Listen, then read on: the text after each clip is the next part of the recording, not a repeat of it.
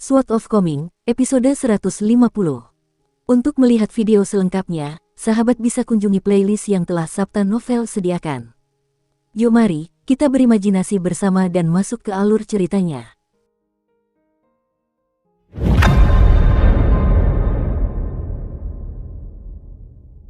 Meskipun gadis kecil berbaju merah itu sempat merasa putus asa, bagaimanapun juga, ia tetaplah Li Baoping.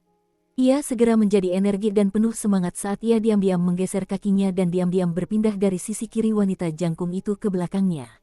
Sambil terus menggeser kakinya, Li Baoping akhirnya tiba di sisi kanan wanita jangkung itu. Ia memandangi pakaiannya dan mengamati daun teratai besarnya.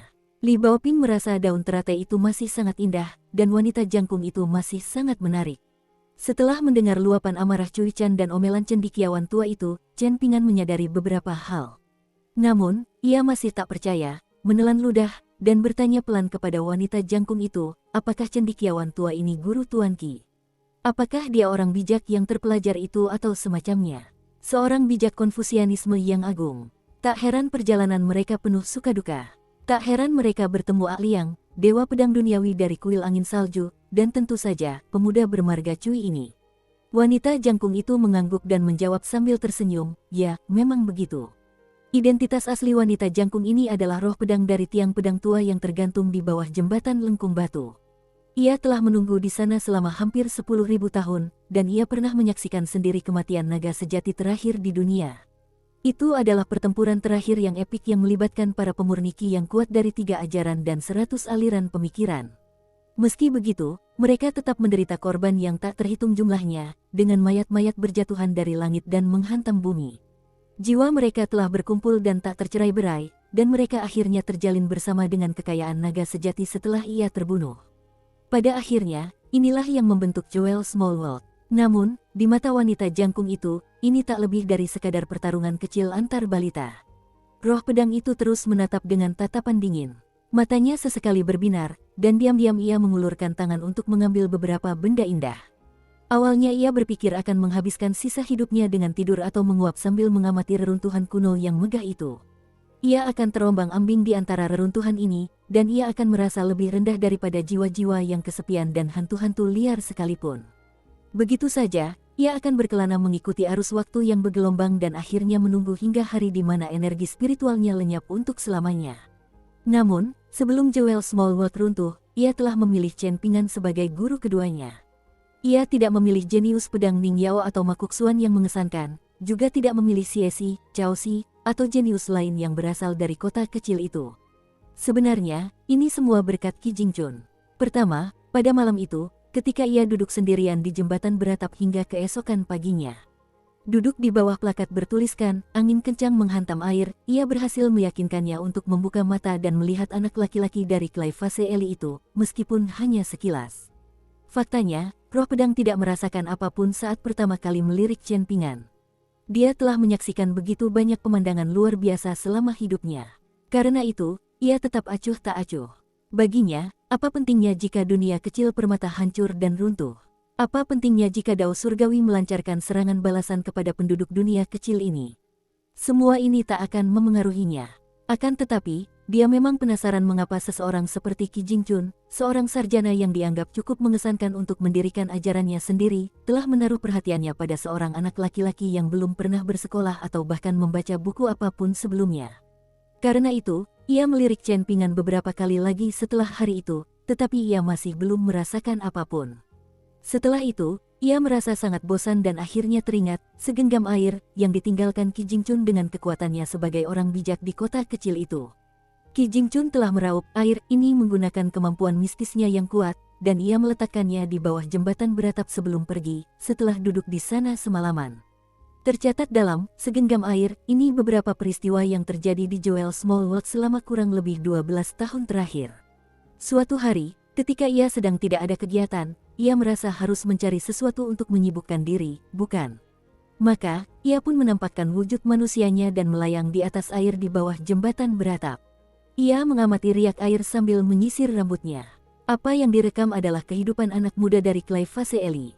Ada rencana jahat yang jaraknya ribuan kilometer, ada pertengkaran remeh di jalan dan gang, ada perbuatan baik yang di dalamnya tersembunyi maksud yang mematikan, ada musibah yang disebabkan oleh perbuatan yang tidak disengaja, ada reuni yang membahagiakan dan perpisahan yang menyedihkan, ada duka dan ketulusan, ada kehidupan dan kematian.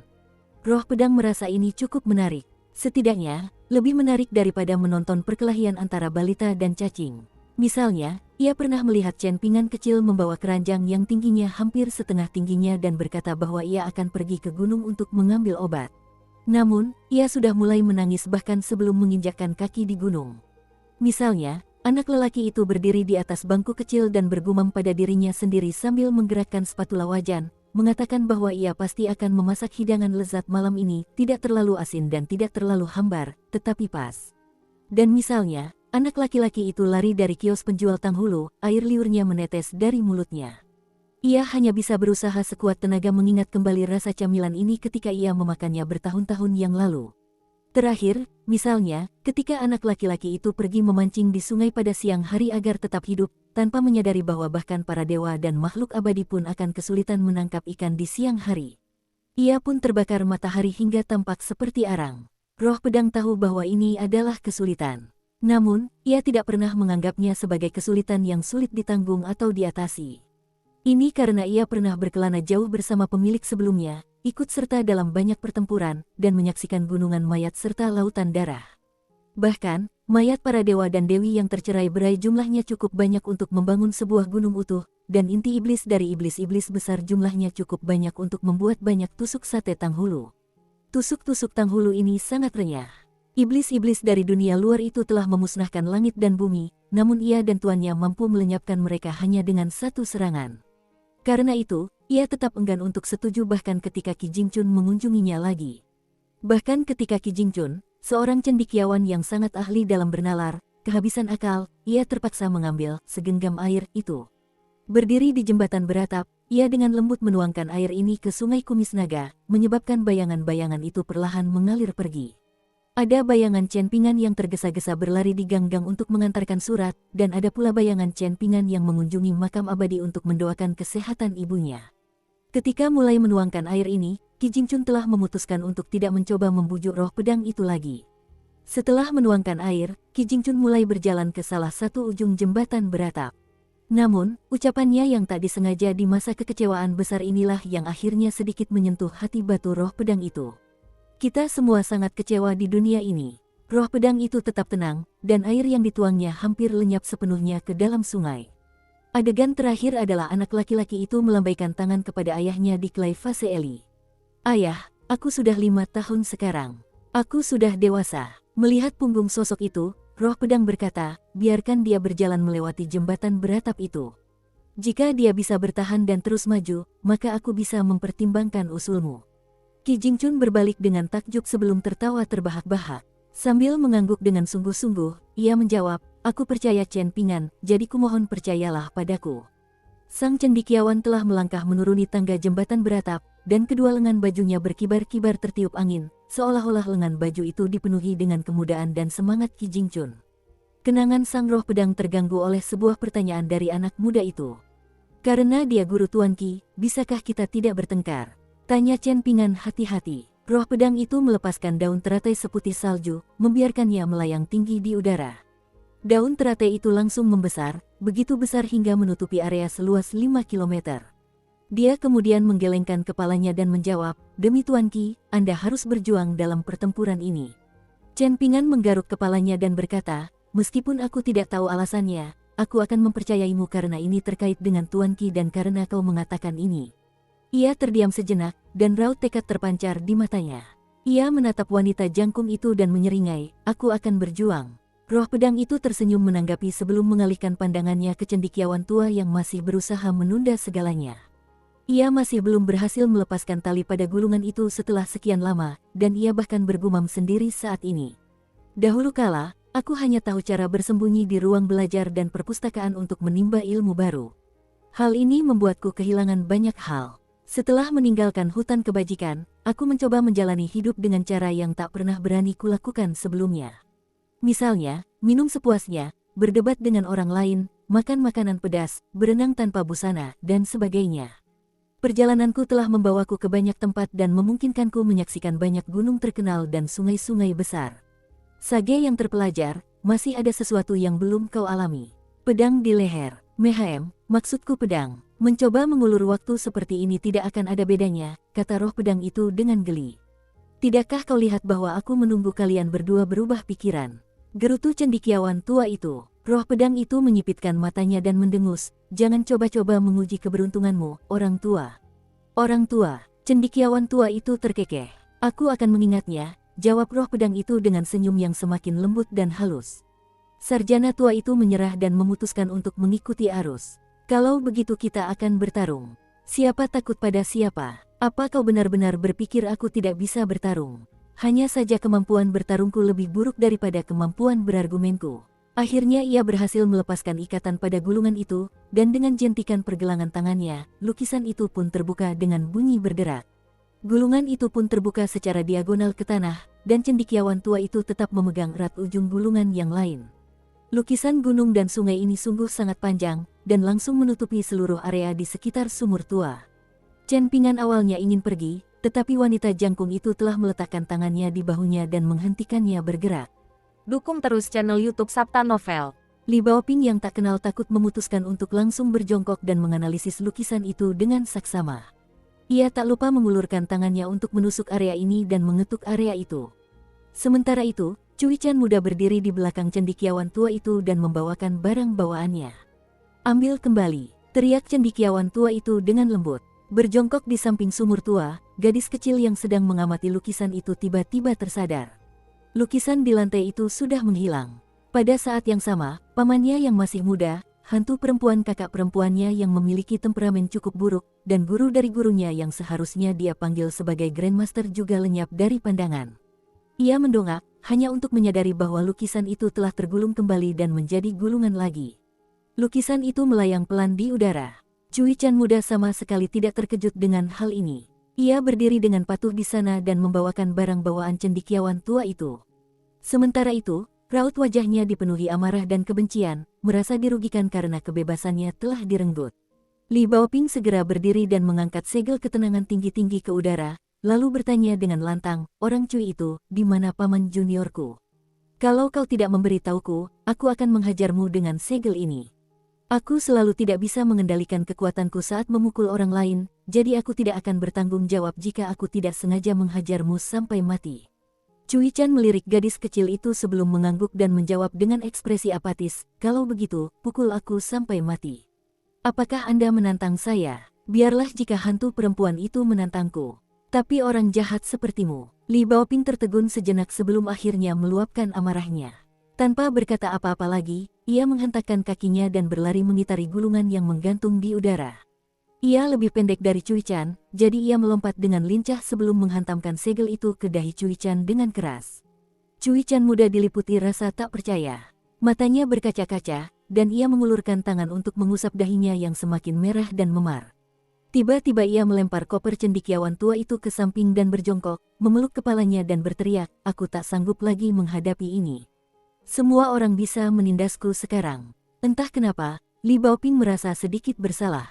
Ia meletakkan tangannya yang memegang segel di belakang punggungnya, diam-diam menyembunyikan senjata yang mengganggu itu. Ia kemudian mulai menyelidiki gulungan itu, berharap menemukan paman juniornya. Chen Pingan melihat sekeliling, dan ia menemukan bahwa lingkungannya mirip dengan saat ia ditarik ke dalam air oleh roh pedang saat itu. Lingkungannya luas dan sangat kosong, dan ini menyebabkan beberapa benda fisik tampak sangat nyata.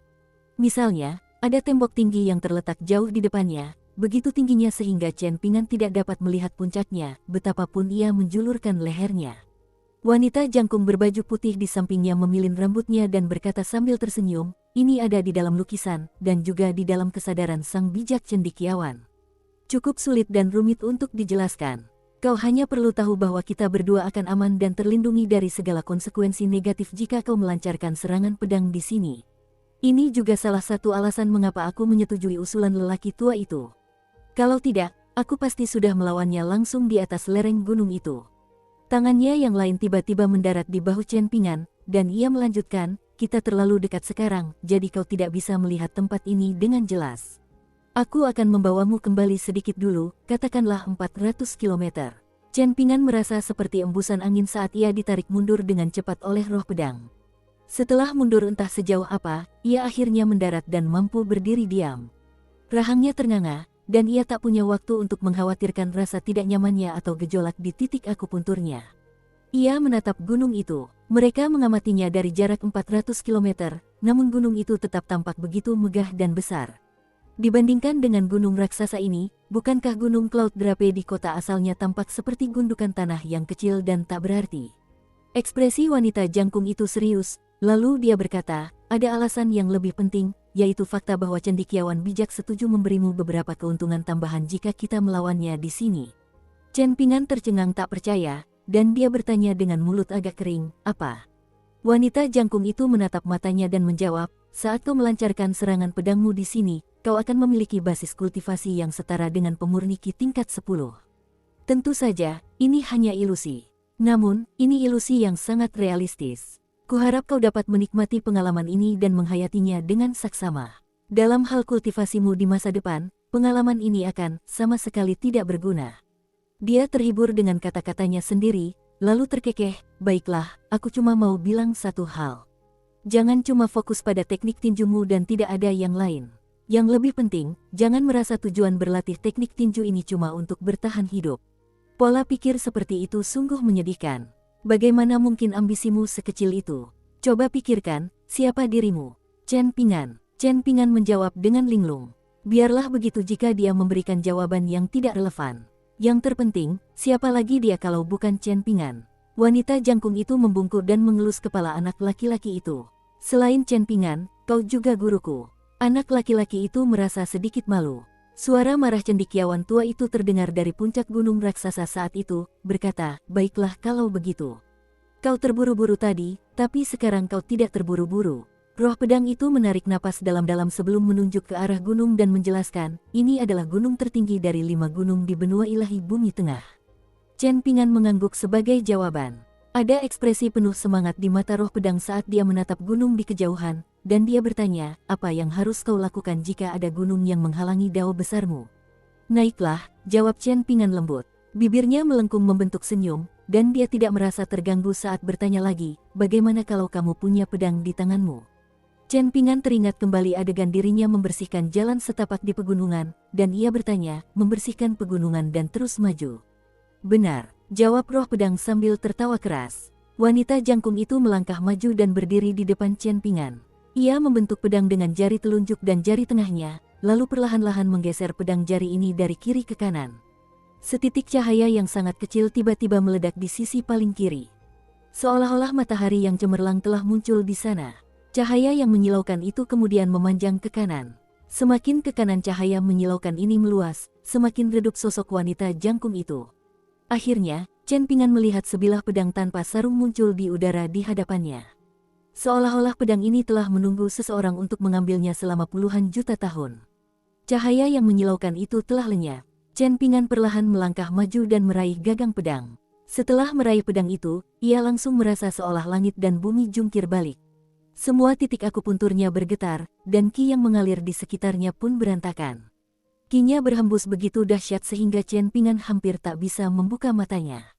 Dia menutup matanya, dan seolah-olah dalam pemahaman diam-diam dengan pedang, dia berkata, bergerak bersama. Pedang itu berdenting dengan keras. Seolah-olah pedang itu adalah jangkrik musim gugur yang berdengung ke langit dan bumi saat berdiri di dahan tertinggi.